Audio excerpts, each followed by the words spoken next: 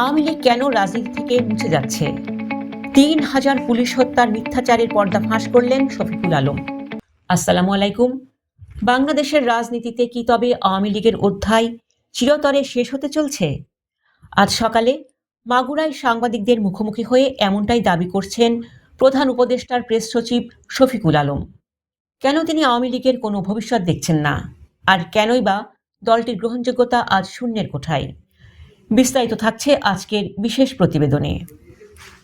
আজ শুক্রবার সকালে মাগুরা নতুন বাজার এলাকার গৌরগোপাল সেবা আশ্রম পরিদর্শন শেষে সাংবাদিকদের সঙ্গে আলাপ করেন প্রেস সচিব শফিকুল আলম।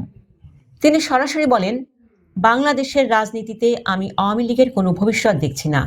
তার মতে, দলটির নেতাকর্মীদের ক্রমাগত মিথ্যাচার এবং দেশের সাধারণ মানুষের উপর চালানো জুলুমের কারণে তাদের গ্রহণযোগ্যতা এখন তলানিতে গিয়ে ঠেকেছে। শফিকুল আলম অভিযোগ করেন, আওয়ামী লীগের বহু নেতাকর্মী দেশের বাইরে গিয়ে আন্দোলনের সময় ৩,০০০ পুলিশ হত্যার মতো ভয়াবহ মিথ্যাচার করছেন। তারা রাজপথে লাখ লাখ তরুণ তরুণীকে বহির্বিশ্বের কাছে জঙ্গি হিসাবে উপস্থাপন করার চেষ্টা করছেন।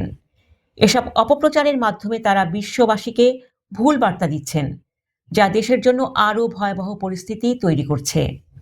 তিনি প্রশ্ন তোলেন, যারা নিজ দেশের মানুষকে জঙ্গি বানাতে চায়, বাংলাদেশের মানুষ কেন তাদের আর গ্রহণ করবে? নির্বাচনী আবহের কথা টেনে প্রেস সচিব আরও বলেন, গত ১৭ মাসেও আওয়ামী লীগ তাদের বড় বড় ভুলগুলো স্বীকার করেনি। এখন নির্বাচনের মনোনয়নপত্র জমা দেওয়ার সময়ও প্রায় শেষ। এই পর্যায়ে এসে ভুল স্বীকার করলেও সময় আর নেই।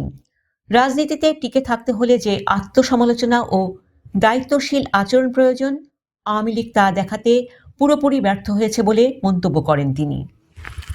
প্রেস সচিবের এই বক্তব্যের পর রাজনৈতিক মহলে নতুন করে শুরু হয়েছে আলোচনা সমালোচনা। আপনি কি মনে করেন আওয়ামী লীগ কি আসলেই আর রাজনীতিতে ফিরতে পারবে না? আপনার মূল্যবান মতামত কমেন্ট করে জানান। দেশের চলমান পরিস্থিতির সব খবর দ্রুত পেতে আমাদের চ্যানেলটি সাবস্ক্রাইব করে বেল আইকনটি বাজিয়ে দিন। ধন্যবাদ। আল্লাহ হাফেজ।